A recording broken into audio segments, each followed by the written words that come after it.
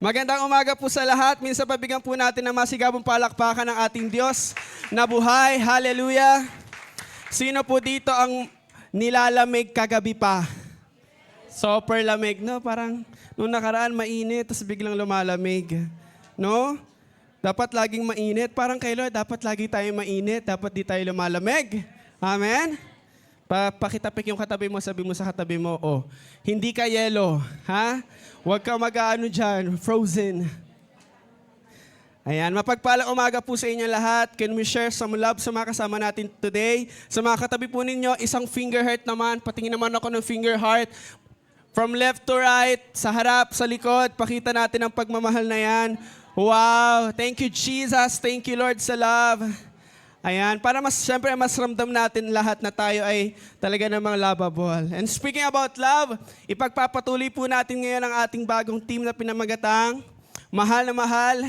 Wow, ang ganda ng ating poster. Mahal na Mahal, The Anatomy of Christ's Love. Kung saan patuloy natin, sige po, bigyan po natin ng masigabong palakpakan ng Panginoon. Hallelujah. Kung saan patuloy nating pag-uusapan at pag-aaralan ng pag-iibig ng Panginoong Jesus sa atin na magpapakita kung gaano niya tayo kamahal. Hindi lang mahal pero mahal na mahal. Pakisabi naman sa katabi mo, mahal na mahal yarn. Ayan. Alright, last Sunday sinimulan po natin ang ating series na ito, tinuro sa atin ni Pastor MJ.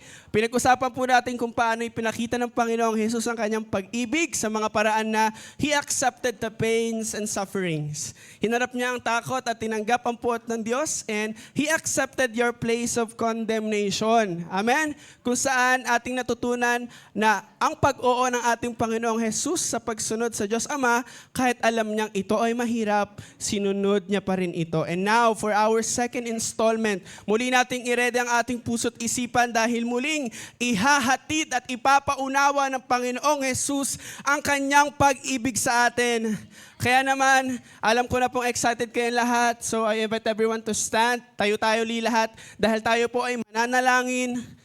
Hihingi tayo ng karunungan sa Diyos upang mas maintindihan natin ang ating pag-uusapan ngayong umaga. Let's close our eyes. Lord, maraming salamat, Panginoon, sa iyong pag-ibig, sa dakila mong pag-ibig, Panginoon. Ang dulot nito ay kalakasan sa aming buhay, Panginoon, ang pagpapatuloy namin sa aming journey bilang isang Kristiyano. At ngayong umaga, muli mong ipapaunawa sa amin kung gaano mo kami kamahal. Lord, sa umagang ito, Panginoon, I pray that every one of us, Lord God, give us wisdom, knowledge and understanding, O Lord. Hayaan mo, Panginoon, na maging receptive kami, Lord, ng iyong pag-ibig, Panginoon, ng inyong nais ipabatid sa amin. Lord, we rebuke any hindrances, any distraction in Jesus' name. But Lord, I pray, God, na lahat ng atensyon namin ay nasa iyo. Ang aming focus ay nasa iyo, Panginoon. So Lord, we humble ourselves before you, God. Lord, katulad ni Maria, uupo kami sa inyong paanan. Lord, salamat, God. Holy Spirit, move to this place. Holy Spirit, maging ang puso ng bawat isa ay kilusan mo. Habang kami ay nakikinig, habang kami ay natututo, dalangin namin, Panginoon, at the end of the day, sa iyo kami babalik. Muli ka naming mamahalin. Salamat, Lord. In Jesus' name we pray. Everyone we say, Amen, Amen. Hallelujah. Sige pa, makakaupo na tayo. Alright, so church, ito po ang aking tanong sa inyong lahat. Gusto niyo may tanungan tayo kagad, no? Ang tanong ko po, hanggang saan mo kayang magmahal? Kaya mo bang magmahal ng walang hinihinging kapalit? O kaya mong magmahal at magtiis kahit ito ay masakit? Sino yung ganun? Nung nagmahal ka, nasaktan ka. Diba? Yung nagmahal ka, sabi mo, mahal na mahal kita, kaya kong i-give up lahat. Sino yung ganon? Naku, pag may nagtaas ng kamay na youth dyan, bawal pa. Sabi nga ni C.S. Lewis, isang Christian apologist, sabi niya, to love at all is to be vulnerable. Ang ibig sabihin nito, that authentic love requires embracing the risk of heartbreak and pain. Ang tunay na pagmamahal ay nangangahulugang maging bukas at handang masaktan. Sa mga may asawa dyan, pakitignan ng asawa. Sabi mo, kahit masakit, mahal kita. Parang hindi tumitingin ang asawa ko sa akin. Parang, joke lang. Amen. na ang pagmamahal din po ay nakikita sa paraan ng pagbibigay at pagsasakripisyo, hindi lang sa sinasabi. Amen? Hindi lang dapat yung mahal kita ha, pero hindi mo makikita sa gawa. Dapat nakikita po sa gawa. Tulad ng ginawa ng ating Panginoong Jesus, hindi tinapos ng Diyos, amen, ang pag-oo niya. Ang pagpapakita niya ng pagmamahal sa atin dahil mismong ang Panginoong Jesus hinarap at naranasan niya ang bagay na kinakatakutan niya. Sa Isaiah 53, nabanggit na po ito kanina ni Mira nung kumakanta siya. Bigyan ko muna kayo ng background, mamaya tayo mag-proceed sa verse. Sabi diyan, sa Isaiah 53, nagbigay ito ng isa sa pinakamaganda at pinakamakapangyarihang paglalarawan tungkol sa Messiah. Sino po yung Messiah? Si Jesus. Sa buong scripture, ang chapter na ito ay prophecy po tungkol sa pagdurusang kanyang haharapin. Ang purpose kung bakit siya mamamatay sa krus at ang pagpapalang matatanggap ng buong sangkatauhan dahil sa dakilang pangyayaring iyon. Sa prophecy ni Prophet Isaiah, may dalawang bagay na ipinakita ito. Una, ipinakita niya kung gaano ito kakaiba at mahirap intindihin. Dahil ang Messiah ay magdurusa at ang anyo niya ay mukha ng labis na nasasaktan. Pero siya rin ang magdadala ng kaligtasan at paglilinis sa maraming bansa. Kasi nung sinulat ito, no, ang Isaiah, ang book of Isaiah, hindi nila maunawaan sino ang Messiah. Bakit siya daranas ng pagdurusa? Bakit labis siyang masasaktan? Pero dahil sa gagawin niya, may kaligtasan itong dulot. May paglilinis ng maraming bansa. So pangalawa, sabi din dyan, ipinakita rin niya na ang Messiah ay itatanggi ng maraming tao. At marami ang hindi maniniwala sa mensaheng kanilang narinig.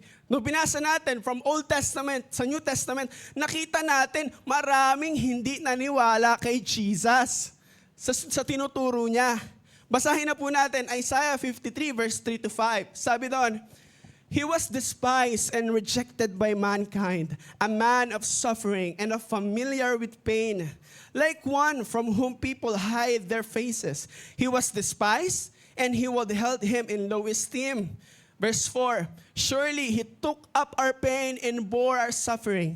Yet we considered him punished by God, stricken by him and afflicted.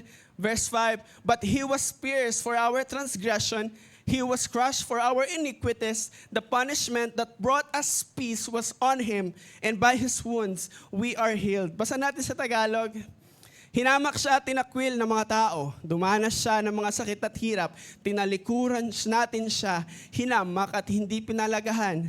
Ang totoo, tiniis niya ang mga sakit at mga kalungkutang dapat sana'y tayo ang dumanas. Ang akala natin ay pinarusahan siya ng Diyos dahil sa kanyang mga kasalanan. Ang totoo, sinugatan siya dahil sa ating mga pagsuway. Binugbog siya dahil sa ating kasamaan, ang parusang tinis niya ang naglagay sa atin sa magandang kalagayan. At dahil sa mga sugat niya, tayo ay gumaling. Amen. So salamat sa salita ng Diyos. Ang prophecy na ito ay natupad at mismo mababasa natin sa New Testament ang mga pagtitiis ni Jesus, ang paghihirap, ang pagpapahiya at ang paghamak sa Kanya. At lahat ng iyon ay ginawa niya para sa ating lahat. In Matthew 27, verse 28 to 30, sabi diyan, hinubaran nila siya at sinuotan ng pulang kapa. Gumawa sila ng koronang tinik at ipinatong sa kanya at ipinahawak ang tungkod sa kanyang kanang kamay bilang setro niya. Lumuhod sila sa harap niya at pakutyang sinabi, mabuhay ang hari ng mga Hudyo. Dinuraan nila si Jesus at kinuha ang tungkod sa kanyang kamay at paulit nilang inihampas ang kanyang ulo. John chapter 19 verse 1 to 3. Kaya pinakuha ni Pilato si Jesus at pinahagupit. Gumawa mga sundalo ng koronang tinik at ipinatong kay Jesus. At sinuotan nila siya ng kulay ubing kapa. At isa-isang lumapit sa kanya at nagsabi, mabuhay ang hari ng mga Hudyo, at pinagsasampal siya. Now, this is the question na pag-uusapan natin. How does Jesus show His love for us? Paano ipinakita ni Jesus ang kanyang pagmamahal sa atin nung pagkakataong siya po ay nahihirapan, siya ay pinahiya, siya ay nasasaktan. Ready na po kayo? Pakitapik yung katabi mo. Ready ka ha? Ayan, kasi para sa atin tong lahat. Number 1, how does Jesus show His love for us? Number 1, the rejection of mankind. A love that endured rejection. In verse 3 of Isaiah 53, sabi diyan, He was despised and rejected by mankind, a man of suffering, a man with familiar pain, like one from whom people hide their faces. He was despised, and we held Him in low esteem. Sa Tagalog, hinamak siya, tinakwil ng mga tao, dumanas siya ng mga sakit at hirap, tinalikuran natin siya, hinamak at hindi pinahalagahan. Alam niyo po ba, no, pag binasa pa natin ang verse no, sa New Testament in John chapter 1 verse 11, hindi ko na po sinama diyan. Sabi, dumating ang Diyos, nilagay ko pala, He came to His own and His own did not receive Him. No, nung dumating ang Panginoong Jesus, no, hindi siya nakilala, hindi siya tinanggap ng mga tao, no, hindi siya pinakinggan. Alam niyo po ba, this is very particular, itong verse na to ng Isaiah 53. Sa King James Version, sa New King James at sa ESV version, ES version, mapapansin natin na ang word na ginamit ay sorrow. In Isaiah 53 verse 3, para ma-identify na si Jesus, the Messiah, as the man of sorrow. Pero habang ang NIV naman po ay translate ang word na ito as suffering. Kaya nga pag binasa natin ang buong chapter ng Isaiah 53, makikita natin doon kung gaano katindi ang sakit, paghihirap at lungkot na dinanas ng Panginoong Jesus bilang isang suffering servant. Tinawag si Jesus na man of sorrows dahil sa dami ng paghihirap na dinaanan niya. Nagsimula ang kanyang paghihirap ng iwanan niya ang kaluwalhatian ng langit at maging nung naging tao siya. Pagkatapos naranasan niya ang lahat ng paghihirap na nararanasan ng tao. Kaya wag natin sasabihin, Lord, hindi mo na iintindihan ang nararanasan ko. Mali po yun dahil naranasan ni Jesus ang nararanasan natin. Makikita natin kung gaano katindi ang sakit pag binasa nyo po. Sino dito yung mga nakapag-life retreat? Diba? Hindi ko i-explain kasi bawal sabihin eh. Pero kapag nag-life retreat ka kami, maiintindihan mo kung gaano ka minahal ng Diyos. Amen? So ipinapakita din po ng verse na ito na si Jesus ay hinamak, tinanggihan ng mga tao, minaliit din po siya at hindi pinahalagahan. Siya ay dumaan sa maraming paghihirap at sakit. Sa halip na natanggapin siya, maraming taong umiwas sa Kanya. Ipinakita ito na kahit ang tagapagligtas ng mundo ay naranasan ang rejection, naranasan ang sufferings. Although si Jesus, tinawag po siyang man of sorrow, hindi ibig sabihin na palaging malungkot at seryoso ang Diyos. Yes, naranasan niya ang lungkot, pero nagawa pa rin niyang magalak sa kanyang paghihirap. Sino dito yung, alam mo yung kahit nasasaktan ka sa pagmamahal mo, meron kang nilook forward sa dulo. Yung nagagala ka pa din, may rejoice pa din na dulot, no, kahit nasasaktan ka. Amen? Kasi tinan mo ha, si Jesus po ang ating pioneer at perfecter ng ating faith. Dahil sa kanyang kagalakan, nakalaan sa kanya, tiniis niya ang krus, binaliwala niya ang kanyang kahihiyan at umupo sa kanan ng trono ng Diyos. Mababasa natin yan in Hebrews chapter 12 verse 2. Sabi diyan, ituon natin ang ating pagtingin kay Jesus na siyang sandigan ng pananampalataya natin mula sa simula hanggang sa katapusan. Tiniis niya ang paghihirap sa krus at hindi niya ito ikinahiya dahil iniisip niya ang kaligayahang naghihintay sa kanya. At ngayon nga ay nakaupo na siya sa kanan ng trono ng Diyos. Kung titignan natin ang senaryo na yan, yes, si Jesus, na-reject siya, nahirapan siya, nasaktan siya, pero you know what, si Jesus ay nakatuon pa din doon sa hinihintay niya na maloloob ang kalooban ng Diyos Ama sa kanyang buhay. Sino dito, mga Christian, mga leader, mga servant ng Panginoon, alam mo, nagde-disciple ka, nagmamahal ka lang naman ng kapatiran, pero nasasaktan ka pa din. Pero yung sakit na yan, hindi nagpapahinto sa'yo para mas mahalin mo pa siya. Bagkus tinitignan mo, hindi, kailangan nito mabago eh. Kailangan nito makilala niya ang Panginoon. Amen? Na hindi tayo sumusuko kahit tayo minsan ayaw na nila sa atin. Amen? Gaya ni Jesus, tiniis niya po ang sakit, ang hirap, yung sufferings, yung sorrow. Kasi nga, nakatingin siya doon sa final joy of completing God's purpose and redeeming us. Imagine mo, habang si Jesus nasasaktan na nasa isip niya, ikaw, habang si Jesus ay ito nagtitiis sa sakit, ang iniisip niya tayo. Kasi mahal niya tayo. And number 2, the suffering He carried for us. Sacrificial love. Sabi mo, sacrificial love. Basahin natin in verse 4 of Isaiah 53. Sabi diyan, surely He took up our pain and bore our suffering, yet we consider Him punished by God, stricken by men and afflicted. So verse 4, ang totoo, tiniis niya mga sakit at mga kalungkutang dapat sanay tayo ang dumanas. Ang akala natin ay pinarusahan siya ng Diyos dahil sa kanyang mga kasalanan. Alam niyo po ba, church, isang mahalagang description din sa Panginoong Jesus as bilang isang Messiah. Sabi doon, He took up our pain and bore our suffering. Yung katotohanan na tiniis niya ang mga sakit at kalungkutan, ayun kasi yung pinaka-purpose din talaga kung bakit sumunod ang ating Diyos ang ating Panginoong Jesus. Yun kasi ang dapat niyang gawin. Yun talaga ang dapat, ayun kasi ang amazing plan ng Diyos. Kasi kailangan may magbayad ng kasalanan natin. Kailangan may mamatay. And here comes Jesus. Tinanggap niya ang sufferings. So ipinapakita din po ng verse na ito na si Jesus ang magdadala ng sakit at paghihirap natin.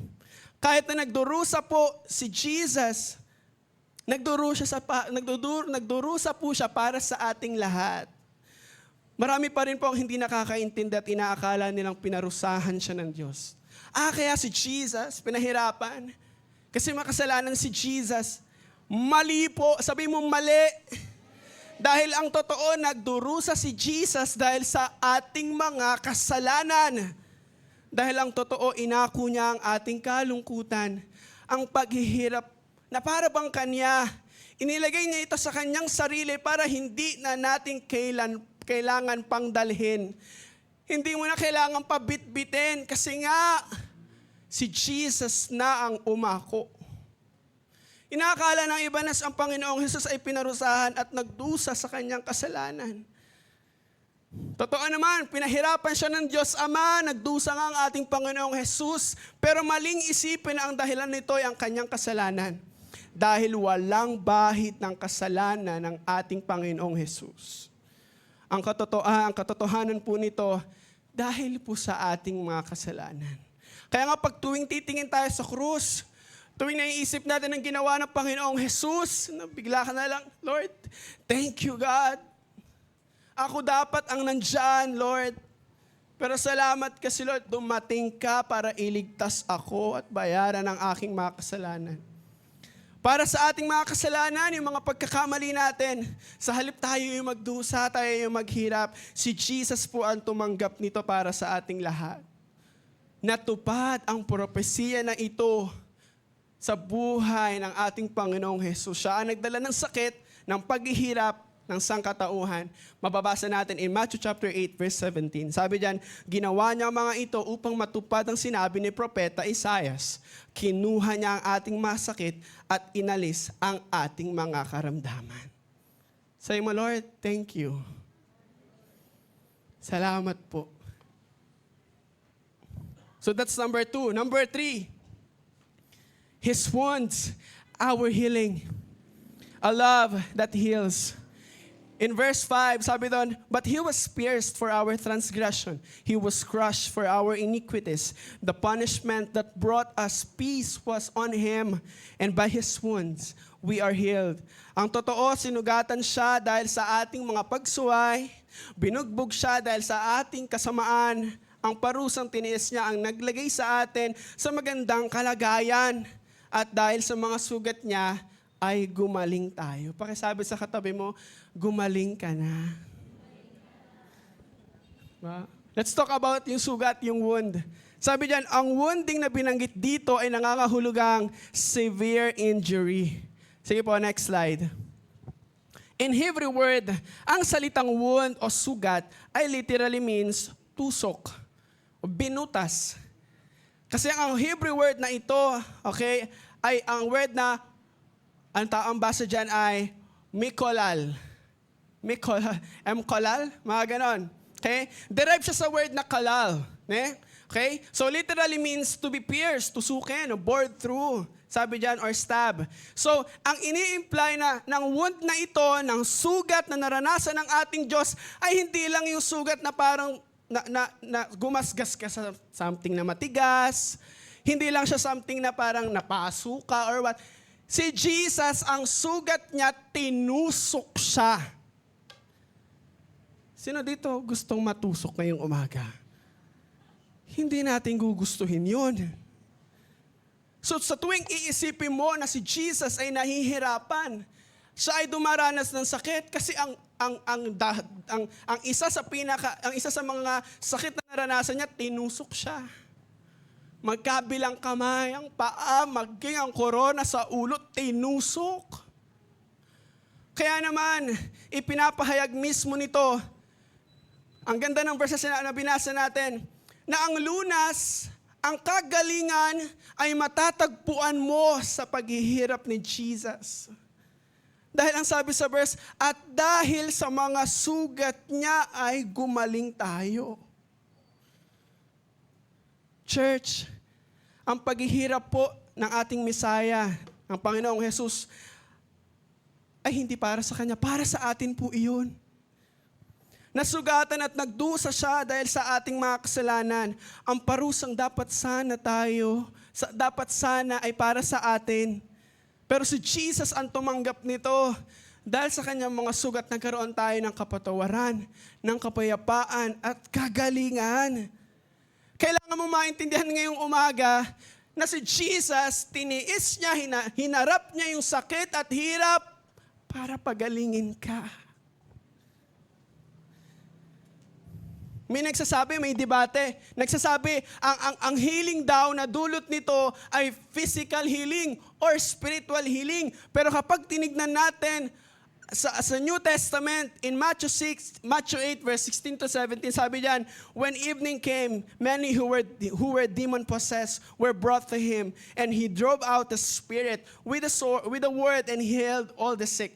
This was to fulfill what was spoken through the prophet Isaiah. He took up our infirmities and bore our diseases. So, ito po ay nakatuon sa pisikal na pagpapagaling.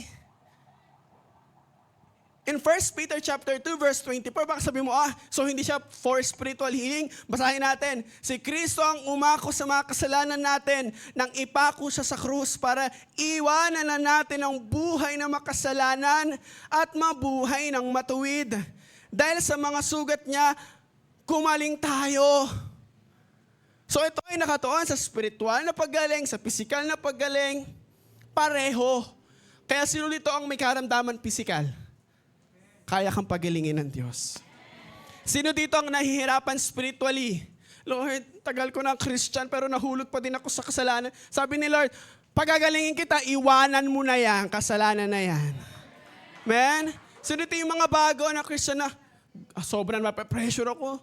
Nagkasala ako. Naku, baka hindi na ako mahal ni Lord. Baka hindi na ako 1-to-1 ng leader ko. Maniwala ka, baka 2-in-1 ka pa ng leader mo.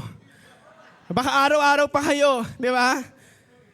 Kasi tayo naniniwala tayo, pagagalingin tayo ng Diyos sa kanyang mga sugat. Amen? Kasi nga, ginawa ni Jesus lahat ng yon para sa atin. Kasi nga, ang topic na to, sugat na nagpapagaling. Amen? Kaya mapalad ka, nakikinig ka ngayon ng Word of God. Isa ka sa mga gusto nila talaga na pagalingin ngayong umaga. So after knowing these things, na ganun pala tayo minahal ni Lord, na kahit na-reject siya, kahit dumaan siya sa sufferings, kahit nasugatan siya para pagalingin tayo, ano naman ito para sa atin? Pwede kasi nakikinig ka ngayon, pero hindi mo pa rin naiintindihan na para sa'yo to. So let's see. Alam niyo po ba, church, hindi natin maitatanggi na may sarili-sarili tayong mga sugat na dala-dala hanggang ngayon. Sugat na nakaraan, sugat na nakalipas, nakalipas, pwedeng sugat pa din hanggang ngayon. Pwedeng kahihiyan, dulot ng paggawa ng kasalanan. Pwedeng trauma sa napagdaanan mo. Pero itong pinag-uusapan natin, tandaan mo, inako na yan ni Jesus. At nais kanyang pagalingin. Actually, no, kung magiging honest tayo sa sarili natin, kasi minsan may mga sugat tayo na we're not comfortable, wow, English, di ba? Na hindi tayo komportabling ikwento to sa iba. Kasi nga parang nakaalam, hindi ko kaya ikwento sa iyo nung bata pa lang ako, inalipusta ako ng nanay at tatay ko. Hindi ko siya kaya ikwento sa iyo.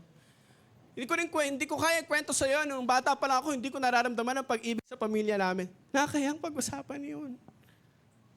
Pero kapag nilagay mo kay Lord, sinorender mo kay Lord, si Lord ang magpapagaling sa iyo. Actually, marami pa po ang example ng shame, ng trauma, ng pain, ng sickness. Pwedeng isa ka sa mga na-reject. Pwedeng nakaranas ka din ng rejection.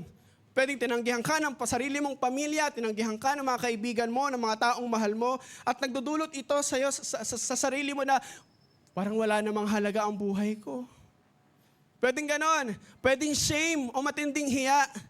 Dahil lalo na pag mga Christian, di ba? Yan ang pumipigil sa atin minsan kung bakit hindi tayo maka-all out kay Lord. Kung bakit minsan hindi natin mabigay ang pinakadami sa paglilingkod sa Diyos kasi minsan nahihiya tayo. Dahil sa pagkakamali, na parang Lord, hindi na ako karapat-dapat. Amen? Pwedeng ikaw ay nakaranas ng betrayal, ng verbal abuse, ng failure or disappointment, o pwedeng hanggang ngayon, you are lonely, pakiramdam mo mag-isa ka. Tandaan mo to. Bawat hampas ng latigo, sa bawat pagsampal, sa bawat pagdaing ng Panginoong Hesus, ito ay kabayaran sa ating mga kasalanan, pagkakamali at kasalanan.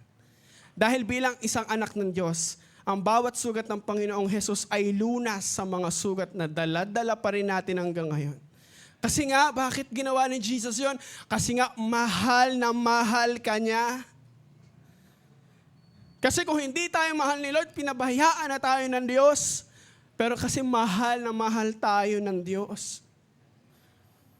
Yes, nalaman ko na kung anong klaseng mga pag-ibig yan. Kung gaano ako kamahal ni Lord.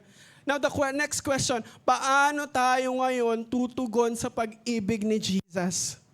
This is the challenge. This is all about application. Pag ikaw naintindihan mo ang ginawa ni Jesus sa cross, tiniis niya ang hirap, ang mga sugat, ito ang gagawin mo. Number 1, to love Him is to stop living in the shame He already paid for. Pag naintindihan mong mahal ka ng Diyos, hindi ka mabubuhay sa nakakahiyang pamumuhay. Hindi ka mahihiya sa nakaraan mo. Kasi alam mo, binayaran na ni Jesus. Kasi pag naintindihan mo to, nangangahulugan na hindi na tayo nabubuhay sa guilt, sa shame, sa lumang kasalanan, dahil binayaran na ito ni Jesus sa cross. Taas ng kamay ng hindi, alam mo, hindi ka na nabubuhay sa dati mong buhay. Man, taas ang kamay. Sino dito, sige, baguhin ko yung tanong, sino dito ang nagnanais, ayaw niyo nang mabuhay sa dati niyong buhay? Taas ang kamay. Thank you, Lord. Kaya tayong pagalingin ng Diyos. Kaya bilang tugon sa pag-ibig niya, no? Pag sinabi kasi nating living in the shame, stop living in the shame, na binayaran na ng Panginoon, ibig sabihin na tinatanggap mo yung kapatawaran na ibinigay ni Jesus. Na handa mong iwanan ang lumang buhay, yung buhay na makasalanan, para harapin ang buhay na malinis, karapat-dapat sa Diyos. Maglakad sa bagong identity mo. Sinasabi nila, naku, wala kang mararating. Naku, yung sama-sama na ugali mo, matigas ang ulo mo, palamura ka, pero nakilala mo ang Diyos, naranasan mo ang pag-ibig ni Lord, ang identity mo na kay Jesus na. Amen? At nung mabuhay ka sa kalayaan, sa freedom, at sa grace ni Lord. Kasi sabi sa Romans 8 verse 1, there is now no condemnation for those who are in Christ Jesus. Number 2, to love Him is to give Him your pain. To love Him is to give Him your pain. Alam niyo po ba, sa Make Disciple class, isa po kasi ako sa mga nagtuturo. Ang isa pala sa mga magpapapigil sa mga Kristiyano upang maging passionate kay Lord ay yung bitterness nila sa heart nila. At ang cause pala noon ng bitterness ay yung sakit na naranasan nila noon. We can relate to that. Amen? Bakit Lord? Parang si Lord, lagi naman tayo pinapatawad. Si Lord, available ang healing. Pero bakit minsan, nahihirapan pa rin tayo magpatuloy kay Lord? Kasi minsan nahihirapan pala tayong ibigay ito kay Lord. Thinking na, Lord, hindi mo naman ako maiintindihan sa sakit na naiintindihan ko. Babalik na naman tayo sa pinag-usapan natin kanina. Nahirapan si Jesus, gaya ng paghihirap mo. Kung nalagpasan nyo ni Jesus, malalagpasan mo din yon kasama ang Panginoong Jesus. Pag sinabi mong to love Him is to give Him your pain, nangangahulugan ito na hindi na natin itinatago o pinapasan mag-isa yung mga sakit, yung mga lungkot, yung mga problema. Ibinibigay na natin ito kay Jesus. Ibig sabihin, handang dalhin ng Panginoong Jesus ang mga sakit na pinapasan mo ngayon. Anong masakit? Diba? Pag pupunta ka ng ospital, tatanungin ka ng doktor, ano pong masakit sa'yo? Pwede mo bang sabihin? No. Paano kung sinuntok ka ng doktor? Sinuntok ng doktor na sabihin ko anong sakit. Sasabi ka, diba sabihin mo, Dok, masakit yung ano ko, yung dibdib ko, sakit yung ulo ko, yung bewang ko. Sex bomb? Diba? Sasabihin mo kung anong sakit ang nararamdaman mo. Kasi pag sinabi mo kung ano yung masakit, doon kanya pagagalingin. Same kay Lord. Baka mamaya, ang tagal mo ng Kristiyano, pero may dala-dala ka pa ring pain. Ibigay mo na yan kay Lord. Kasi ang tunay na pagmamahal sa Panginoong Jesus ay makikita sa pagtitiwala natin sa Kanya. Lord, di ko to kaya. Sobrang sakit na po. Sa Lord, sa inyo na lang po ito. Kasi alam ko, Lord, kaya nyo. Diba? Paano paraan ko maibibigay ang pain ko kay Lord? Pwede kang manalangin ng buong puso. Lord, di ko na po kaya, sa inyo na lang po ito. Pinibigay ko po sa inyo ito. Ano pa? Yung magtiwala tayo sa Kanya kasi nauunawaan ni Jesus ang paghihirap natin. Lumapit tayo sa Kanya. Kasi kay Jesus may kapahingahan. Kay Jesus may healing. Matthew 11 verse 28, sabi niya, come to me, all ano daw? Ulit, ha? Ulit. Tawa-tawa, ha? Ulit. Matthew 11 verse 28, come to me, all you who are weary and burdened, and I will give you rest. In 1 Peter verse 5-7, cast all your anxiety on Him because He cares for you. Mamahal ka ni Lord. Sobrang pagmamahal ni Lord, naklapit ka sa akin. Bibigyan tayo ni Lord ng kapahingahan. Ngayong umaga naniniwala ko, si Lord magbubuhos ng kagalingan ngayong araw. Maraming palalayain ng Panginoon. Amen. So alam ko habang nakikinig tayo ngayon, may battle within us na. Sabihin ko ba ito kay Lord? Bigay ko ba ito kay Lord? Kapatid, sinasabi ko sa'yo, ibigay mo yan kay Lord. Pagagalingin ka niya. And talking about healing, last but not the least, ang dapat natin gawin, to love Him is to see His wounds as your healing. To love Him is to see His wounds as your healing. Pag sinabi nating mamahalin mo si Lord sa paraan na kapag nakikita mo ang mga sugat niya, ang pagkapako niya sa krus, ang pagtitiis niya kung paano siya hinagupit, nakikita mo yun, kagalingan ko yan, Lord. Nangangahulugan ito na tanggapin nating lahat, no? Na ang lahat ng sugat, paghihirap at sakripisyo ni Jesus ay ginawa niya para sa ating kapatawaran, para sa ating kaligtasan, para tayo ay gumaling, physical man ito o spiritual. Ibig sabihin, hindi na natin kailangan pang dalhin ang bigat ng kasalanan, sakit o trauma dahil ito ay pinasan na ng ating Panginoong Jesus sa krus. Ang tunay na pagmamahal kay Jesus ay makikita sa pagkilala sa kanyang mga sugat bilang pinagmulan ng ating healing at ang bagong buhay. Sa paanong paraan ito makikita? Church, simulan mo sa manalig ka sa kanyang mga sakripisyong ginawa. Kasi yun ang pagmumula ng kapatawaran at healing, kay Jesus mo lang matatanggap yon. Ano pa? Tanggapin mo ang bagong buhay at yung identity mo kay Jesus. Amen? At kapag ikaw pinagaling ka ng Diyos, naniniwala ko, gagamitin ka din ng Diyos sa iba para ang iba ay gumaling din. Kasi tandaan mo, kapag nakita ng mga tao sa labas, ikaw pinagaling ka ni Lord, nakita nila ang bagong buhay mo. Kaya pala kahit drug pusher. Kaya pala kahit drug addict. Kaya pala kahit nagsusugal. Kaya pala kahit may matinding sakit, pinagaling ni Lord. Kaya po.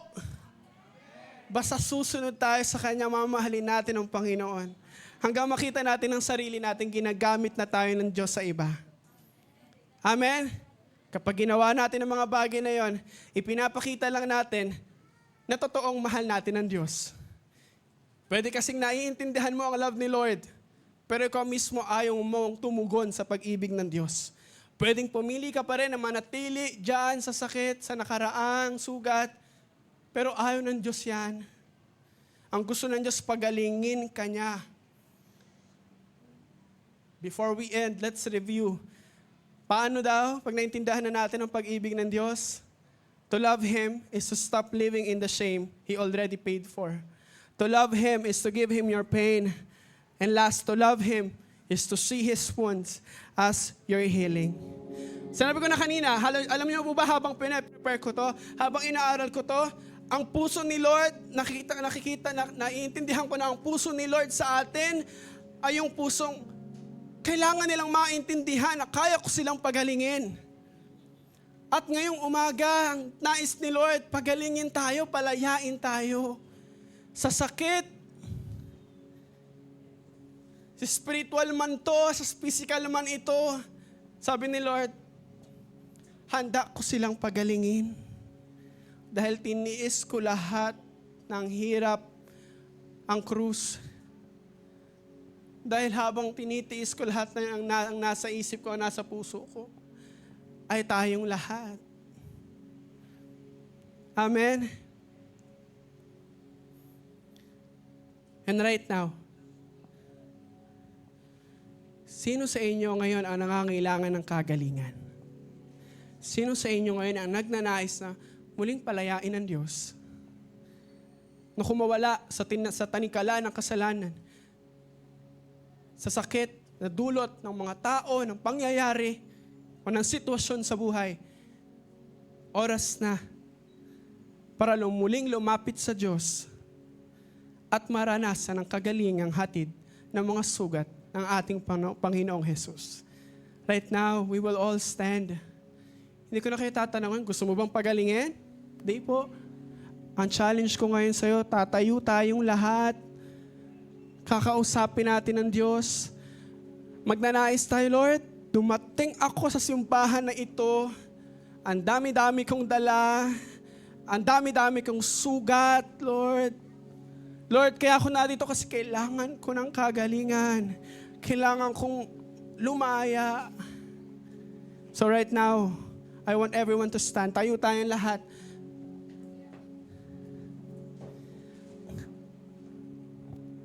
Ang kailangan lang natin gawin ay pumikit at manalangin.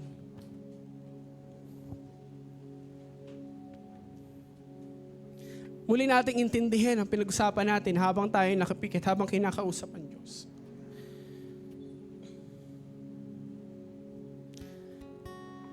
Church, ang mga sugat ni Jesus ay nagpapakita ng tatlong mahalagang katotohanan tungkol sa kanyang pag-ibig. Una, ang pag-ibig na ito ay ang pag-ibig na kayang magtiis kahit sa hirap, kahit sa kahihiyan. Habang tinitiis ni Jesus, hindi nawala ang kanyang focus na sundin ang plano ng Diyos. And in fact, naggalak pa si Jesus sa kanyang paghihirap dahil nakatuon siya sa kagalakan naghihintay sa kanya na maraming maliligtas, maraming gagaling. Pangalawa, Ang pag-ibig na ito ay sacrificial. Tiniis niya ang ating sakit at kalungkutan. Dinala ang ating mga kasalanan at paghihirap para tayo ay maligtas. Siya ang nagbayad sa halip na tayong lahat ang magdusa. Pangatlo at panghuli, ang pag-ibig na ito ay ang pag-ibig ng kagalingan. Ang mga sugat ng Panginoon, yes, malubha, masakit, sobrang hirap. Pero ang lahat ng iyon ay may batid na kapatawaran sa mga kasalanan. May kapayapaan sa mga pusong naguguluhan at mga isip na punong-puno ng pagsubok at problema. At kagalingan, hindi lang sa pisikal, pero kahit spiritual, kaya kang pagilingin ng Diyos. Kaya kung totoong mahal mo ang Diyos, bitawan na natin ang lumang buhay. Bitawan na natin ang sakit. I-surrender natin kay Lord lahat. At kahit nahihirapan tayo, ang kagalingan ay nasa Diyos. Kaya magpatuloy lang tayo sa Kanyang landas kahit mahirap. At tanggapin ang kagalingan sa ating buhay. Habang umaawit tayo sa Panginoon, pwede mong sabihin kay Lord lahat ng sakit. Pwede mong sabihin kay Lord lahat ng bigat ng nararanas at nararamdaman mo ngayon. Pwede kang maging totoo sa Diyos.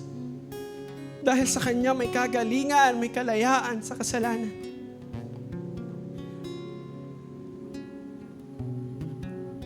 Hallelujah.